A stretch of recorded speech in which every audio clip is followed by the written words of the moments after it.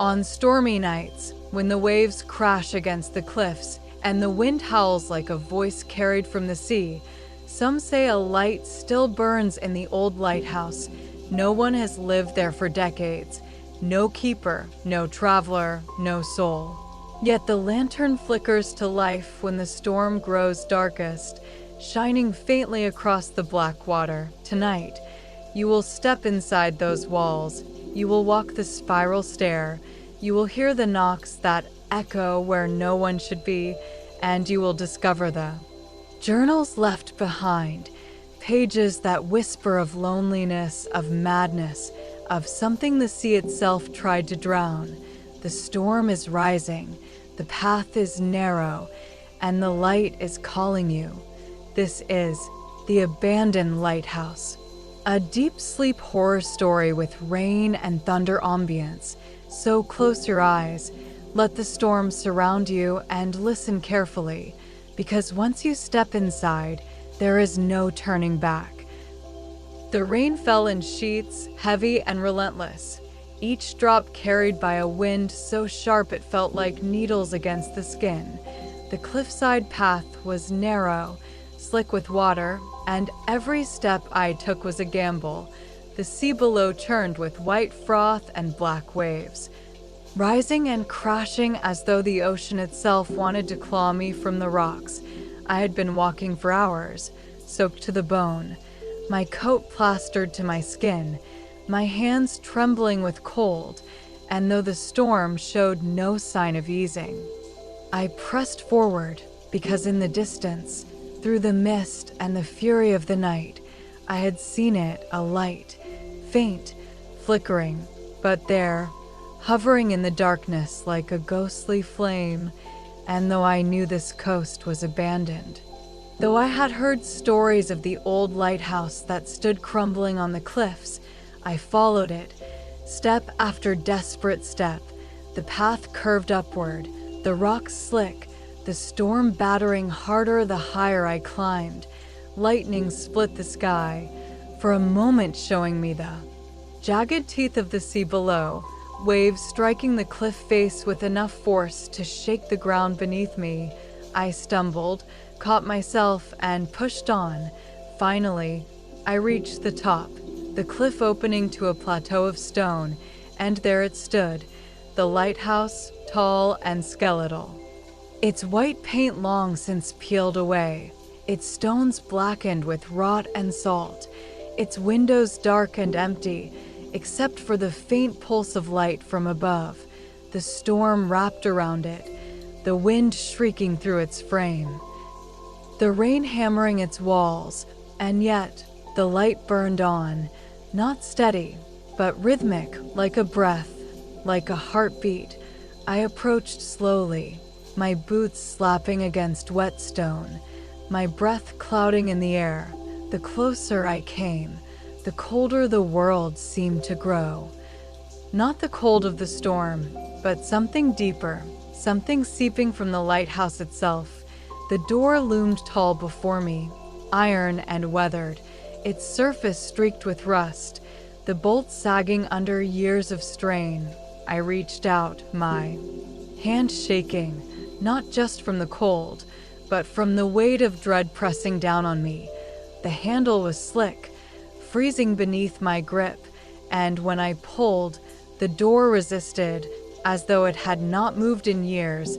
Then suddenly, with a deep groan that echoed through the storm, it gave way, opening just enough for me to slip inside, and as I stepped over the threshold, the storm outside seemed to fall away, muffled, distant, replaced by the silence of stone and shadow the lighthouse had taken me in. And whatever lived inside was waiting. The lighthouse door groaned shut behind me, the sound dragging across the hollow chamber like a dying breath, echoing upward through the stairwell until it faded into silence. Silence so heavy that I could hear the beat of my own heart pressing in my ears. I was inside. The storm outside still raged, rain hammering the stone walls, thunder rolling endlessly across the sea. But in here, the sound was muffled, softened, almost as if I had stepped not just into a building, but into another world. The air smelled of salt and rust, damp stone mixed with something sour and rotten, a scent that clung to my throat and made me swallow hard. My boots scraped against grit on the floor, each step stirring the smell stronger, heavier. The journal I had found lay tucked inside my coat, its weight unnatural, almost too heavy for its size, waterlogged leather against my chest, yet somehow it felt more than wet paper and ink, as though it carried something inside it, a memory, a shadow, waiting to be opened.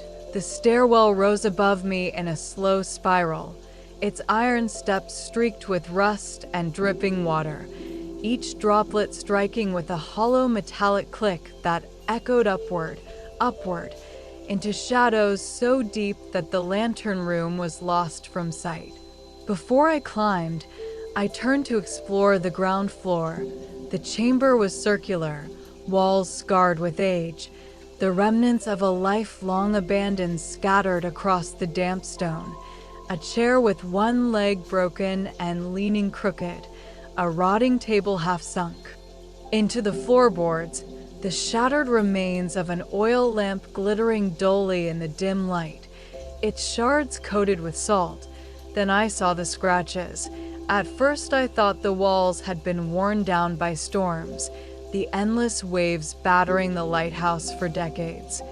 But when I leaned closer, I realized the marks were too deliberate, too focused. Deep grooves etched again and again into the stone. Not random, not natural. They weren't words, not quite, but they weren't meaningless either. Vertical. Cuts layered with uneven arcs, hints of shapes, symbols half-formed, unfinished. I brushed my fingertips across one mark and hissed, pulling back instantly. The stone was warm. I turned then to the great door behind me. The iron slabs that had sealed me inside. From this angle, I could see the carvings more clearly. Circles intertwined with jagged lines, triangles broken by deep slashes, precise, intentional, as though someone had carved them not for beauty, but for purpose. The thought chilled me. Were these symbols carved to protect the lighthouse from something outside, or were they meant to lock something inside? I pressed my palm against the cold iron and froze. Beneath the icy surface, I felt it, faint but undeniable, a rhythm, slow, steady. A heartbeat. I yanked my hand away, breath catching, the sound of blood rushing in my ears louder than the storm, louder than the dripping stairwell, louder than anything, and then I heard it, a knock. It came from above, carried down the spiral. Stairs, hollow and deliberate, a sound too sharp to be thunder, too heavy to be the wind. Once, twice, then silence. I stood rooted in place, every muscle locked, listening, waiting. But the knock did not return, only the steady beat of water dripping, only the faint creak of metal in the storm's pressure, only silence pressing heavier and heavier. The journal in my coat seemed heavier too, tugging at me, whispering to be opened. But I could not yet, not here. My eyes drifted upward to the stairs, the shadows curling around each step like something alive, darker than shadow should be, thick and waiting, a spiral throat ready to swallow me. The storm roared again outside, waves crashing against the cliff, thunder splitting the sky. But it no longer sounded like weather, no, it sounded like something trying to break through, something clawing at the walls of this place. I looked one last time at the door, its carvings faintly glistening as though wet, though no hand had touched them. As though the iron itself was sweating, breathing. The way back was gone, the road washed out, the storm too fierce, and even if it wasn't, I knew I couldn't leave now. Not while the light above flickered, faint, steady, calling me upward, so I stepped to the first stair. My hand gripping the cold rail, and slowly, I began to climb, step by step, into the waiting dark. The staircase groaned beneath my weight, each step echoing upward into the shadows. Water dripped steadily from the ceiling, striking the metal rail with a hollow tap, tap, tap, as if counting my ascent, reminding me of how far I had to climb. I kept one hand on the cold railing, slick with rust and damp, my boots slipping slightly on the uneven steps. The air grew heavier the higher I climbed, thick with the smell of salt and mold, and with every turn of the spiral, I felt the distance from the ground deepen, the silence closing around me like a grip. Halfway to the first landing, I paused, breath caught in my chest, because the journal inside my coat had grown heavier again. Not just heavy, but warm, pulsing faintly against my ribs, like something alive.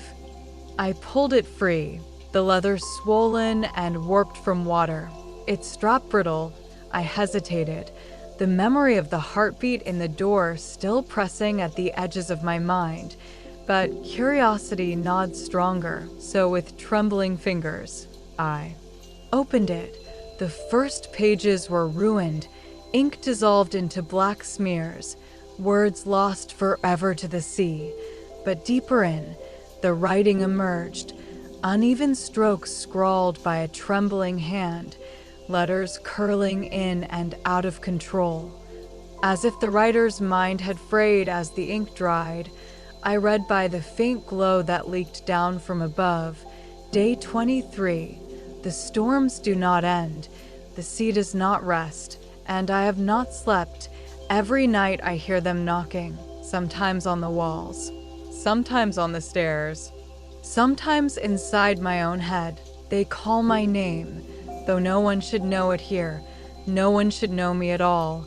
My throat tightened as I read, the letters blurring in the dim light, the rain outside beating harder as though in response. The words pressing into me deeper than they should have.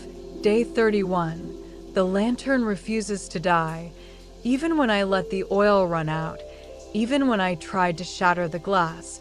The light burns on, and when it does, I hear voices in the waves, whispering, begging. Sometimes laughing, sometimes screaming. I have stopped lighting it myself, but still, it glows. A drop of water slid down the page, though my hand had been steady, and the ceiling above was dry. I wiped it away quickly, but the ink beneath was already smudged. The journal trembled in my grip, or maybe it was my own hand. I turned the page, slower this time. Day 46. The door is weakening. I feel it in my bones. The symbols are not enough.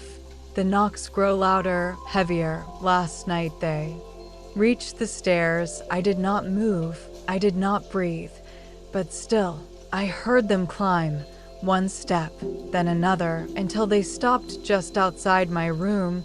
I do not know how much longer I can keep them from reaching the light. The words ended there, the page torn jaggedly. As though ripped out in haste, a cold draft rose through the stairwell, sweeping against my face, carrying with it a faint sound, a whisper, soft, stretched thin by distance, so faint I might have imagined it, yet it curled into my ear as clear as speech. It spoke my name. The journal snapped shut in my hands. Though I had not closed it, the sound rang through the stairwell like a shot, metal and stone shivering with the echo. I pressed the book back into my coat, my breathing ragged, my pulse thrumming against my throat. The whisper did not return, but the silence that followed was worse, heavier, weighted with expectation. I forced myself upward, the stairs moaning louder underfoot. until I reached the first landing, a narrow platform with a small door set into the wall. It was wooden, rotting, barely held together by rusted hinges, but across its surface, the same marks I had seen below were carved deep, vertical scratches layered into crude symbols, gouged again and again. Until the wood itself was more scar than plank, the door rattled. I froze, my hand hovering just above the handle. The sound was not from the storm, not from the wind. It was from within, something moving on the other side, slow and uneven. Dragging across the floor, closer and closer, I took a step back, the railing biting into my palm. The wood shuddered again, harder this time, as though pressed by weight. The scratches gleamed faintly in the dim light, as though wet with fresh blood. Then silence. Only the rain, only the wind, only the faint hum of the light above. I stood there for what felt like hours, waiting, listening, but nothing more came. The storm roared on outside. The sea bellowed its endless rage, yet behind the wooden door, there was nothing. Nothing at all. I turned away, unable to force myself to open it. The stairs called me upward still, and though my chest tightened with every step, though the journal burned hotter against my ribs, I climbed again, higher into the tower, closer to the light, closer to the truth that waited at the top. The stairs curved higher, each turn swallowing more of the dim glow from below. The sound of the storm faded in and out, replaced by the deeper silence of the tower, silence that felt thick, alive, pressing close to my ears as if waiting for me to breathe too loudly. I reached the next landing, a small platform clinging to the wall of the spiral, its floor wooden, warped and dark with rot, swollen from years of rain that had seeped through cracks in the stone. I tested it with the edge of my boot. The wood bowed with a long creak, bending under my weight like something reluctant to hold me. I stepped onto it slowly, each board groaning in protest. The smell here was different, sharper, like wet timber mixed with smoke that had long ago burned and died. Halfway across, I stopped. The sound came from beneath me, faint at first, a vibration through the wood, like water shifting below, then clearer, sharper, a whisper, my name.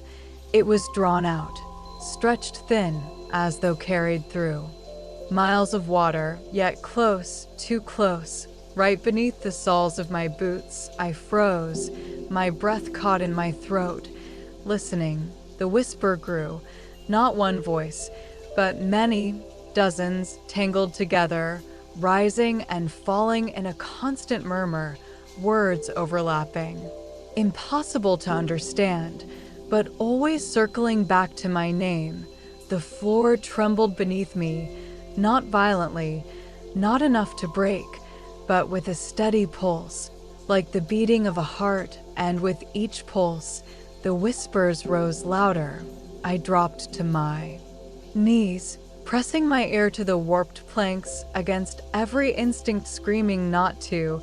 Cold rushed through my skin, seeping into my bones, and then I heard them more clearly. Voices, men and women, some sobbing, some laughing, some whispering prayers, some cursing, all tangled together, drowning and breaking and returning. Help us, one hissed. They won't let us go. Another moaned. Join us. A third laughed, choked with salt and water. I pulled back sharply, stumbling against the railing, my breath trembling out of me in clouds. The wood groaned louder now, the whispers climbing, overlapping, louder, louder, until it sounded like the floor itself was speaking in one long, endless voice. I staggered toward the next stair, but as my foot lifted, the whispers stopped. Silence. The sudden absence left my ears ringing, my body still trembling from the echo. Then, one single voice rose clear from beneath, steady, calm, closer than all the rest. It spoke my name again, not stretched, not broken, but as if whispered directly into my ear. And then it said, "Keep climbing." The floor shuddered hard, boards snapping beneath my feet. I lurched forward, grabbing the rail, pulling myself back to the stairs just as one plank split apart. A jagged hole opening where I had stood. Below it was not soil, not stone, not even darkness, but water, black water swirling, rising, reaching upward. The whispers surged again, echoing from the hole, rising like bubbles from the deep. "Stay with us, stay with us, stay with us." I fled upward, my boots slipping on wet iron, the railing slick, the air colder, heavier, the journal in my coat burning against me as though warning or urging. When I glanced back down the stairwell, the landing below was gone to shadow. The whispers muffled now, but still alive, still moving, as though the water beneath the tower had a voice of its own, and it had noticed me. The storm outside boomed again, lightning flashing through a narrow window, illuminating the stone walls for the briefest moment, and in that flash, I thought I saw faces pressed into the surface, pale and half-formed, mouths open as though screaming, their shapes vanishing when darkness fell again. I gripped the railing tighter, climbing faster. Each step a desperate rhythm against the silence that chased me. The lighthouse was alive, its walls breathing, its floors whispering, its door beating like a heart. And now, the voices beneath it all had begun to call me upward, closer to the lantern, closer to the truth, closer to the place where the whispers would no longer hide. And though terror clawed at me with every step, though I knew turning back meant safety, some part of me, deeper than fear, deeper than reason, wanted to hear them again. Wanted to know what waited at the top, so I kept climbing, step by step, higher into the tower, the sound of whispers fading, but the memory of them carved into my mind, impossible to silence, impossible to forget. The stairs curved higher, the shadows thickening as if the tower itself tried to smother the faint light above. My breath rasped in my chest, each inhale colder than the last, my boots dragging across the wet metal until finally, the spiral opened into another landing. This one was different, larger than the others, a door hanging crooked in its frame, wood swollen and cracked, paint peeled away to nothing but splinters and salt. I pushed it open, the hinges shrieking like an animal in pain, and stepped into the room.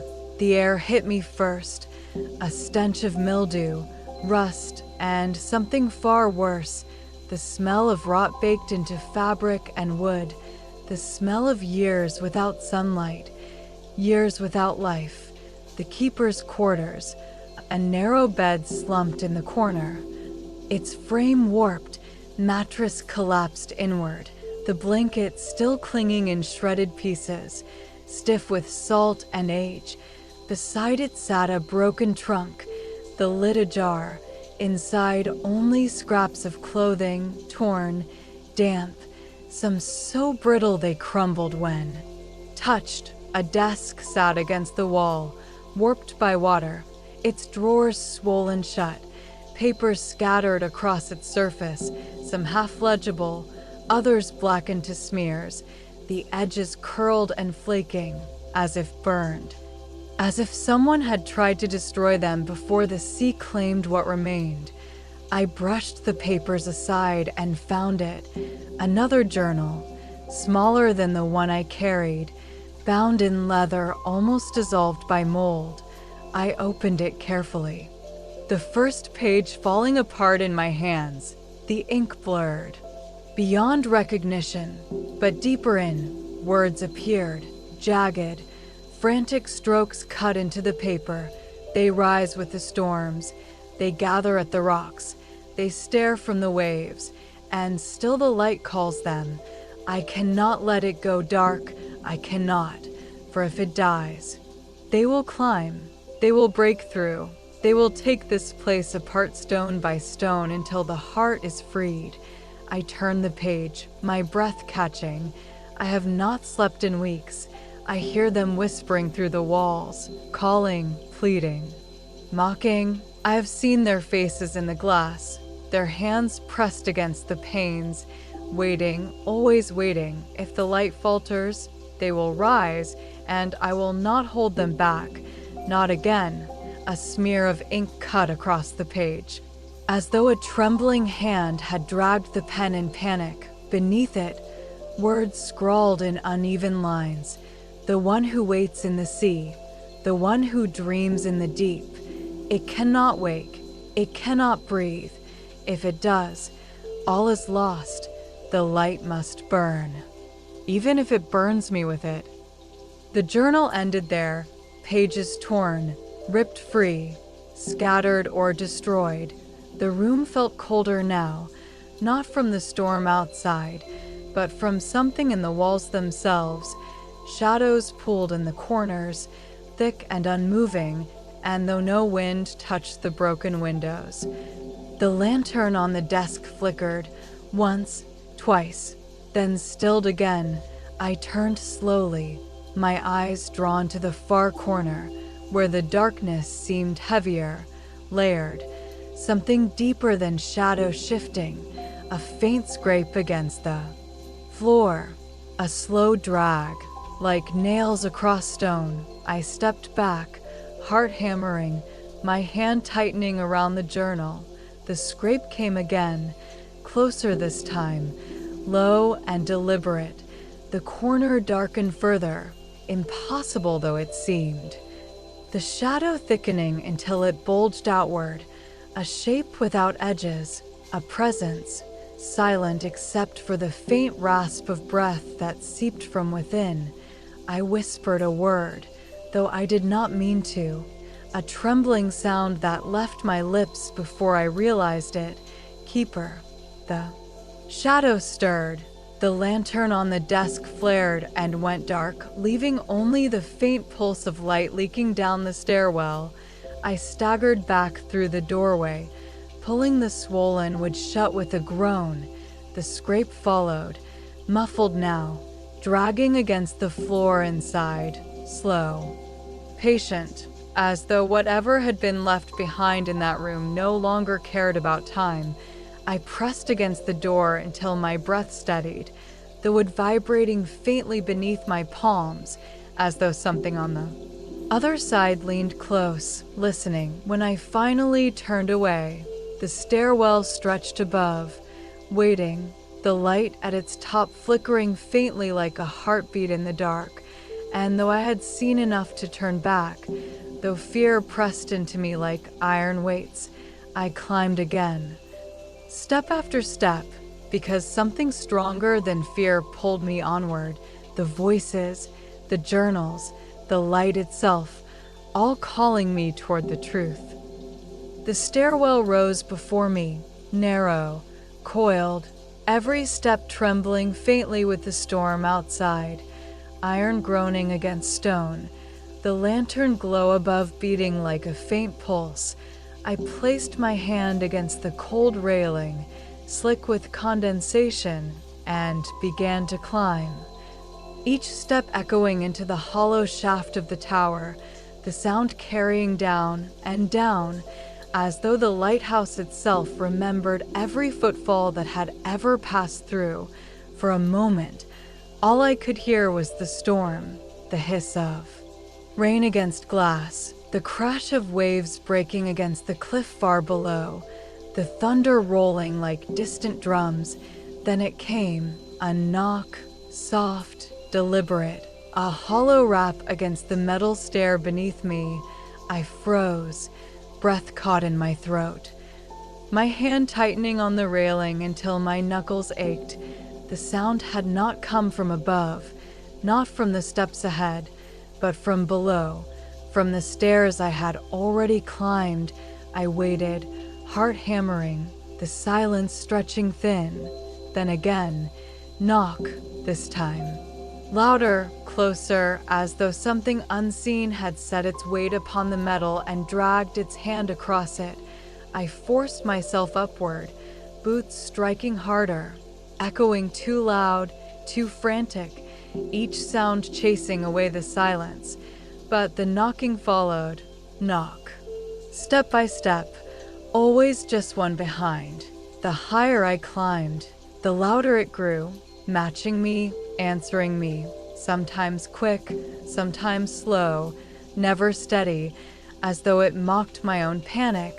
I turned, lantern light swaying, but the stairwell below lay empty, a hollow spiral vanishing into darkness, no figure, no movement, only the echo of that steady, impossible knock. I whispered to myself, words breaking against my lips like waves against stone. It's only the wind, only the storm. The tower shifting in the gale, but the words tasted like lies, bitter, thin, easily broken. The knocking rose again, louder, so near I could feel the vibration shiver up through the soles of my boots. Knock, knock, then silence. The storm hushed, as if it too had. Paused to listen, the air in the stairwell pressing inward, heavy, damp, and then faint, so faint I almost mistook it for my own voice, came the whisper, closer. The words seeped upward through the stairwell, carried on no breath, no throat, but through the iron itself. The sound trembling through the rail beneath my hand, I stumbled, nearly falling, my boots slipping against wet iron, the journal in my coat pressed against my chest like a stone. Its words echoing louder now in my mind. They rise.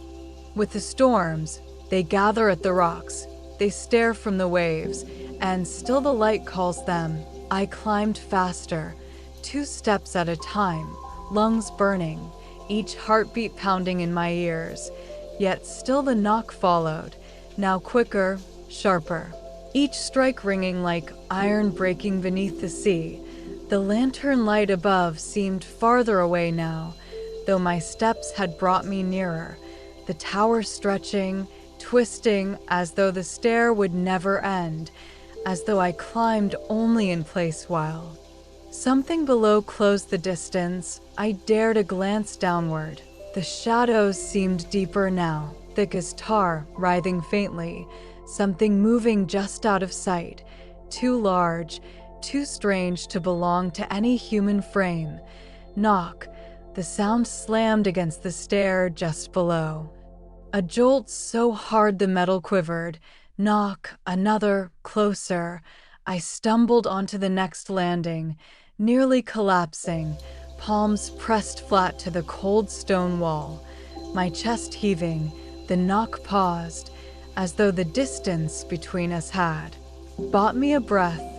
The landing was bare, only a broken window spilling rain against the floor, the glass shattered long ago, the storm tearing through, salt stinging my skin, lightning flashing, revealing for an instant the sea below, and in that instant I saw them. Shapes upon the rocks, black against the foam, dozens, maybe more, standing upright, their forms blurred by the rain, their heads turned up toward me. The lightning faded, and the sea was black again, the window nothing but a mouth. Spilling the storm inside, I pressed forward, refusing to look again, the stairs drawing me higher, the knocking returning, softer now, patient, as though it knew I had seen, as though it no longer needed to chase me. It was waiting. Something waited above. Something waited below, and I was caught between them. The light flickered above again, faint and weak, yet enough to pull me onward, my steps heavy, my lungs burning, the knock growing quieter with each level I climbed, fading, retreating, but even in its silence, I could feel it, the weight of something following, always one step behind, and in the stillness of the stairwell, I understood. The knock would not stop, not until I reached the very top, not until I stood before the lantern itself, where the truth waited and perhaps the truth would knock back. The stairwell narrowed again, the steps creaking as though they had not carried weight in years, each groan of iron echoing like a warning, the lantern above still faint, still pulsing, always just out of reach. My breath came ragged now. The air so heavy it seemed to thicken in my throat, damp and briny, as though the sea itself seeped through the stone. I slowed, each step deliberate, straining to hear through the storm, hoping, praying that the knock had gone silent for good, but silence in. The lighthouse was worse. Silence meant listening. Silence meant something else could speak. And then it did. Not a knock this time. Not the deliberate strike of iron on iron, but a scrape, long and low, dragging up the stairs, the sound of nails, too many nails. Clawing along the metal, I pressed against the wall, heart hammering, staring down into the stairwell below.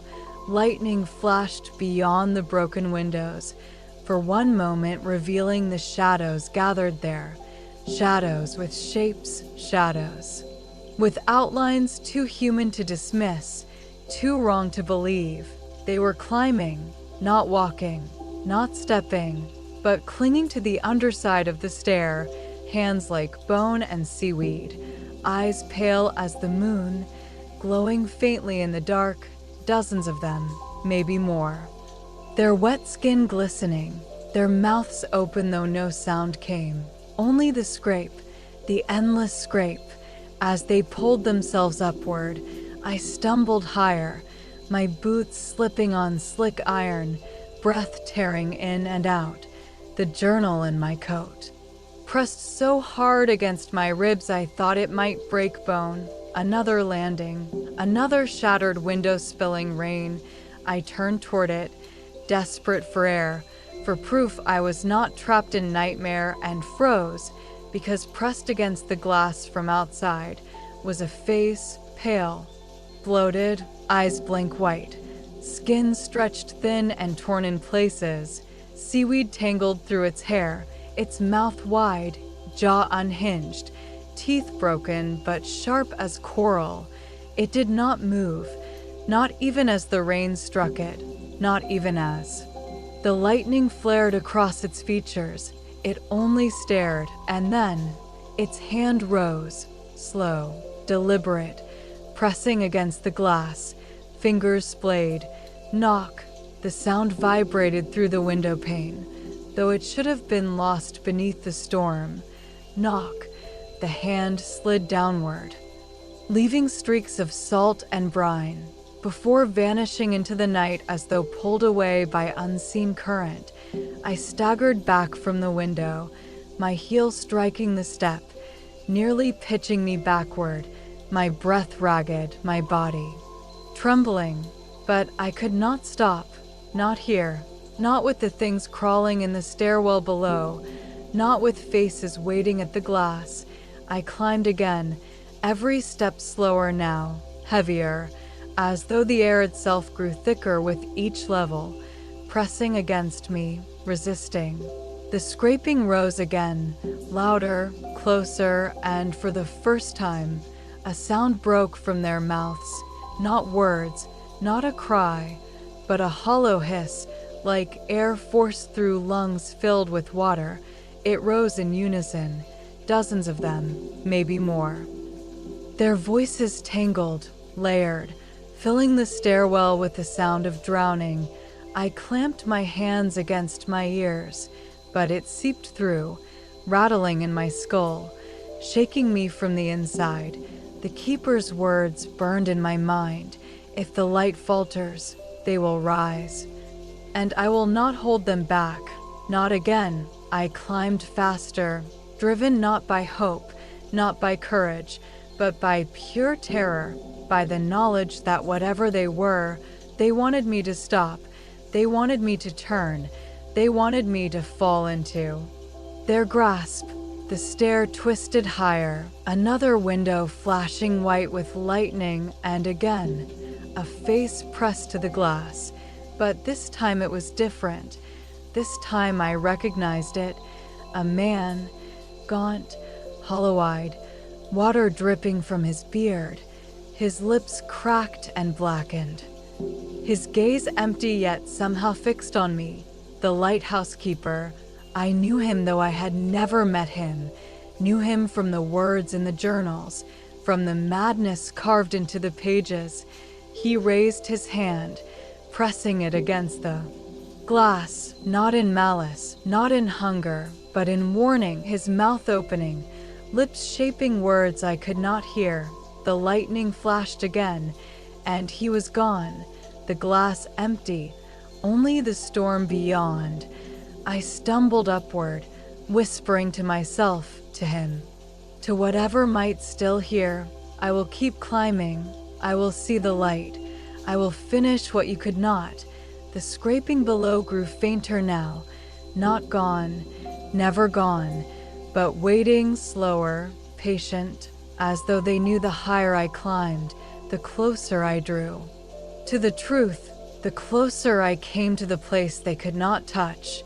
But their faces lingered in my mind, pressed against glass, crawling beneath the stair, blank eyes staring from the deep, and I knew, as the lantern glow grew brighter, that the truth at the top of the lighthouse would not be salvation.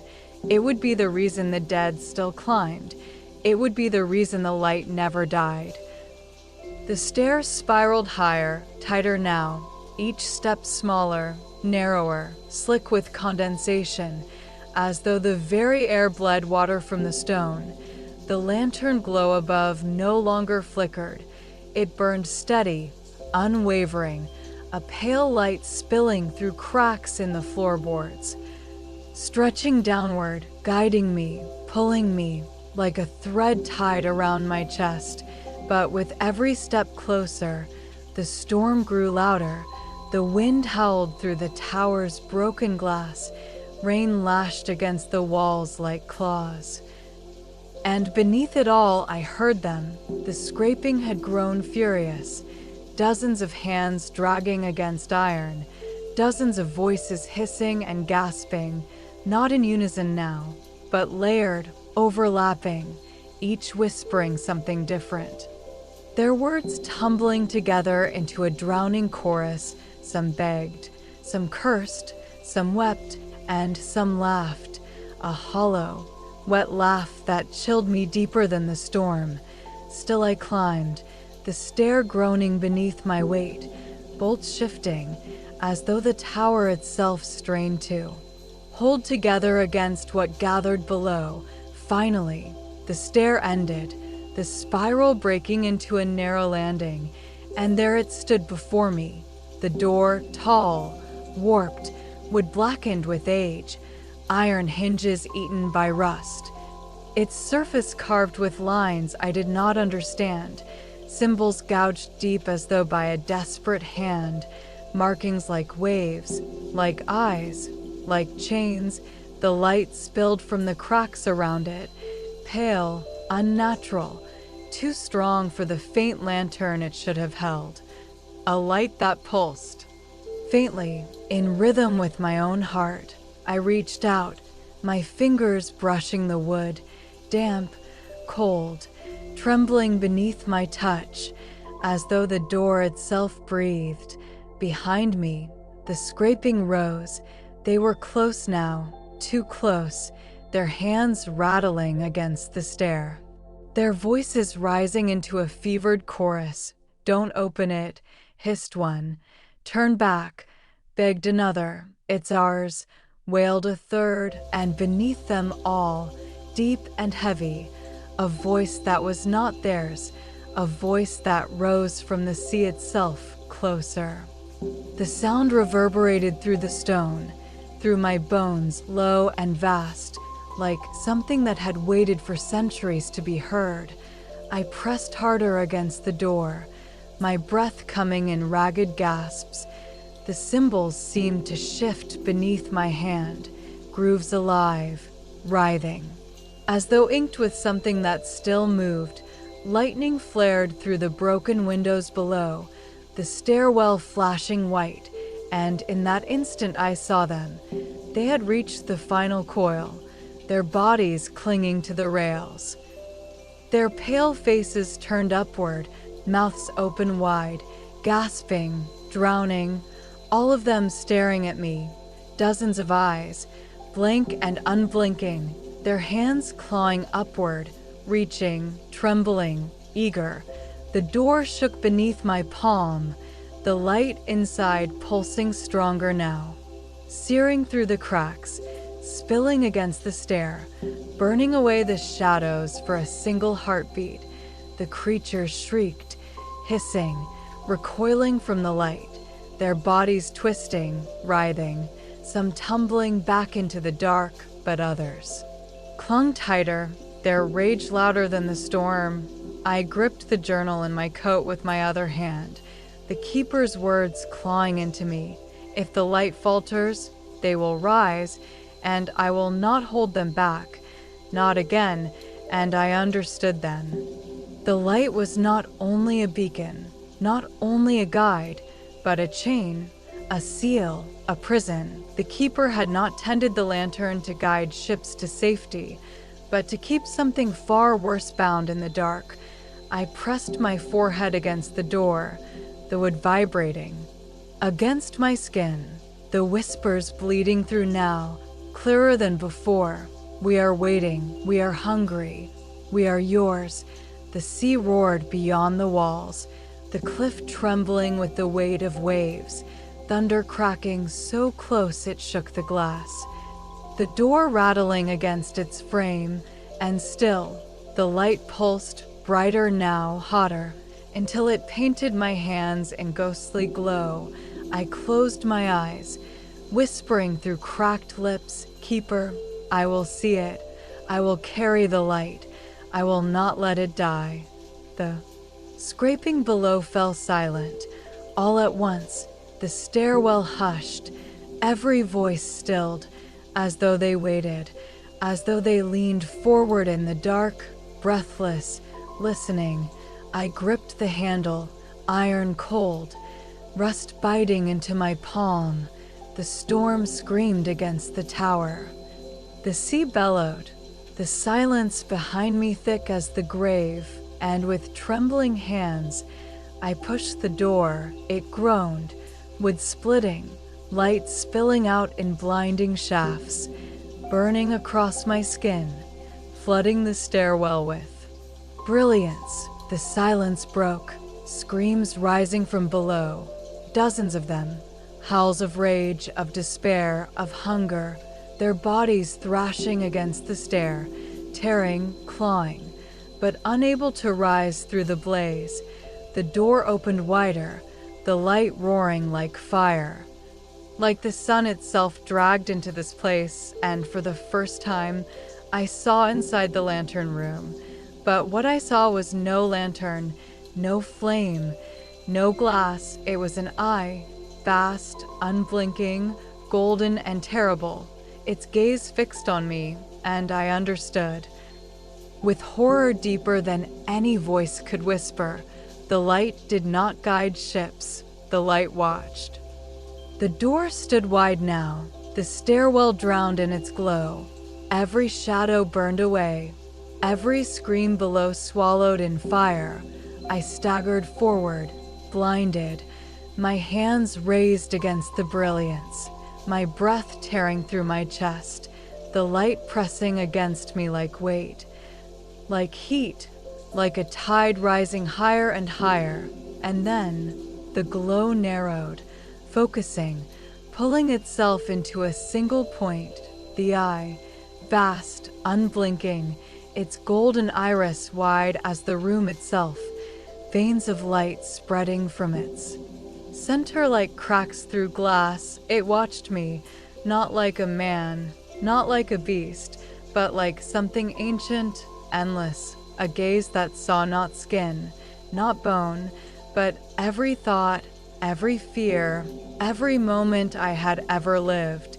My knees buckled. I fell to the floor, palms burning against stone hot as fire, the journal slipping from my coat, pages flaring white in the brilliance. The eye shifted, its light dimming, softening, enough for me to breathe again, enough for me to see the room around me, the lantern. Glass was shattered, broken long ago, its iron frame bent outward, as though it had burst from within, the floor etched with the same symbols as the door, circles within circles, chains within chains, carved deep and blackened, and at the center of it all, beneath the eye, a pool of water, seawater. It seeped up through the cracks, brine hissing as it touched the light, rising and falling with the storm below, as though the ocean itself bled into this room. The eye pulsed once, and the water shivered, ripples spreading outward, shapes shifting beneath the surface, pale, bloated, familiar, the faces I had seen on the rocks, in the stairwell, at the glass, the drowned. They pressed upward, their mouths open, their arms reaching. But they could not breach the circle carved around them, their hands striking an invisible wall, sparks of light flaring with each touch. The keeper's words rang in my mind. If the light falters, they will rise, they will break through, they will take this place. Apart stone by stone until the heart is freed. I understood then. The eye was not only watching, it was holding them back, binding them. The drowned souls chained here by its gaze, unable to climb, unable to rest, but beneath them, deeper still. Something darker stirred. The water trembled, swelled, and in its depths I glimpsed it, a shadow vast as the sea, coiled, shifting, scales gleaming faintly, too large to name, too endless to measure, a thing that moved as the storm moved, that breathed as the tide breathed. The eye was its own, not separate, not apart, but a fragment of the thing that slept beneath the waves, a guardian, a prisoner, a god. My breath caught, horror and awe choking me as the truth dug its claws into my mind. The lighthouse had not been built to guide ships. It had been built to hold the sea itself at bay. The keeper had not been master here. He had been warden, jailer, chained to the light, bound to tend it, to feed it, to keep it burning so the thing below would not rise. And now, with him gone, with only me standing here, the burden fell to me. The eye blinked, slow, deliberate, lids of light closing and opening, and in the space between, I felt it speak, not in words, but in thought. The chain is weakening. Images seared through me, ships dashed against rocks, storms endless, waves rising higher, the drowned tearing free of the deep, flooding the land, dragging the living down into the dark. The journal lay open on the floor, its last words burned into my sight. The one who waits in the sea, the one who dreams in the deep. It cannot wake, it cannot breathe. If it does, all is lost. The light must burn, even if it burns me with it. My hands shook, tears spilling down my face, because I understood what he had done, what he had sacrificed. The light did not burn oil. It did not burn flame. It burned him, his life, his soul, fed into the circle, into the chains, into the eye itself. That was why his face lingered at the glass, why his voice still whispered in the stair, why his presence still clawed against the dark. He had given himself to keep it bound, and now it demanded another, the light dimmed, the circle around the pool fading, the drowned pressing harder against it, their screams rising with the storm, their hands breaking through in flickers of shadow and brine. The eye turned on me, its golden gaze burning into my chest, into my heart, and I knew the choice was mine. The storm roared louder than ever, thunder cracking like cannon fire, waves hammering the cliffs until the stone itself seemed to tremble. The eye burned, golden and merciless, filling the lantern room with fire, with heat, with endless pressure. Its gaze pinning me where I stood, below. The drowned shrieked, their hands breaking through the circle one by one, fingers clawing against stone, water spilling across the floor in streams of salt and brine.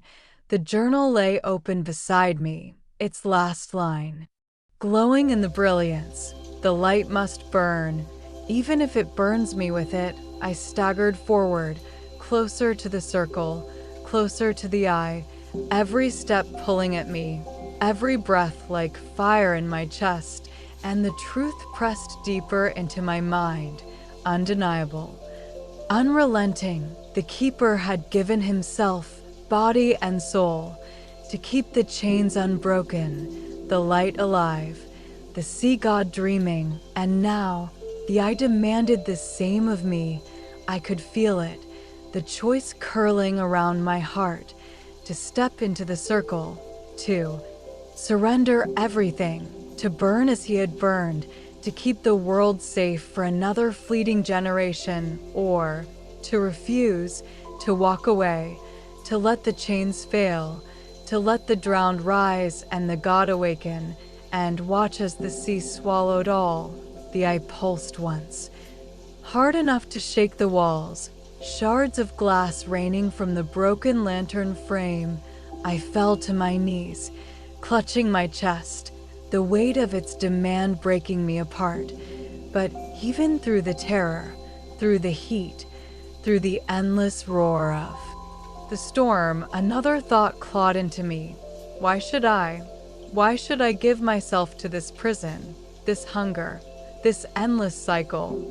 The keeper had done it, and before him, another, and before them, countless others, all nameless, all forgotten, all erased into the light. And still the sea raged, still ships broke on the rocks, still the drowned clawed against the walls.